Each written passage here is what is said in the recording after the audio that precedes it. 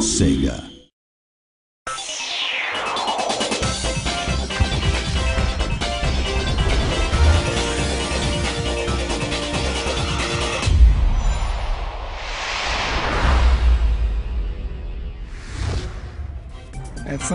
I brought with me some old sketches from Sonic CD. Since this title was going to be for the newly introduced Mega CD hardware, we wanted to give it a different touch. So with the logo, you'll see that we used a gold color combined with textured material, but at the same time retained the pop feeling and style. We introduced the world of Sonic CD in the opening sequence, where you see the planet start to shake. Dr. Eggman seizes control of the planet, and your mission is to save it. One of the new and important characters introduced in Sonic CD is Metal Sonic, and I designed him based on the concept that he was Sonic's fateful rival. In order for Metal Sonic, who is a robot, to have the ability to move as fast as Sonic, we came up with several ideas, but ultimately landed with a design based on a jet engine. Similar to a drag racer, the high-powered engine would allow him to blast away at high speeds. When the two are running side by side, I didn't want both to have the same movement. So as Metal Sonic picks up speed and hits a certain point, his motion changes, as if he's flying in air, barely touching the surface of the ground. There is another character who makes an appearance. It's Amy Rose, and this is the illustration of her. You can see her profile from various angles, and when looking at her from the back, the number of spikes is different from Sonic. This is the image illustration of Sonic and Amy, where it shows the relationship between the two. Amy views Sonic as her knight and is obsessed with him, but he isn't interested in her affection. I think that emotion is captured in this piece. One of the big features in Sonic CD is traveling to the past and the future.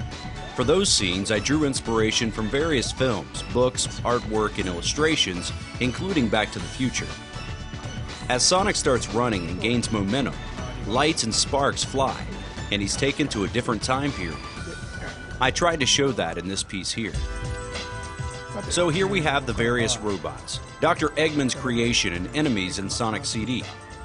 Many designs were based on insects and bugs such as cicadas, ladybugs, a bee, basket worm. They tend to have a very cute style. I don't remember if we ended up using these. They look like early sketches. These are the flowers that grow on the planet. Dr. Eggman steals the energy from these flowers and uses them to charge his various robot enemies. So the idea is that by defeating the enemies, the energy will be released, returning to the ground, and the plants will grow back. We also have here some sketches of the boss characters. Dr. Eggman is inside these mechs, and he appears in every stage acting as a boss. We wanted to make sure the boss designs complemented the design of the stage.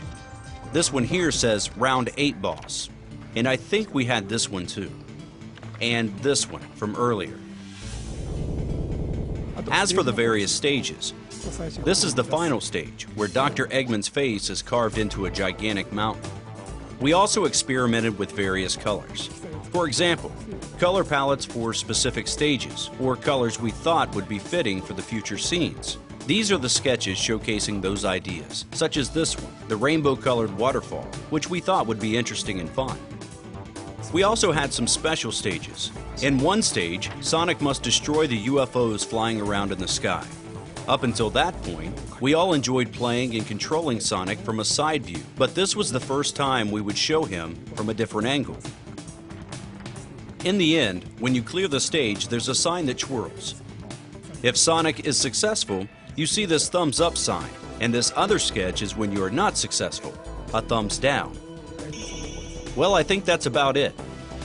Hopefully you'll pick up on these things in game.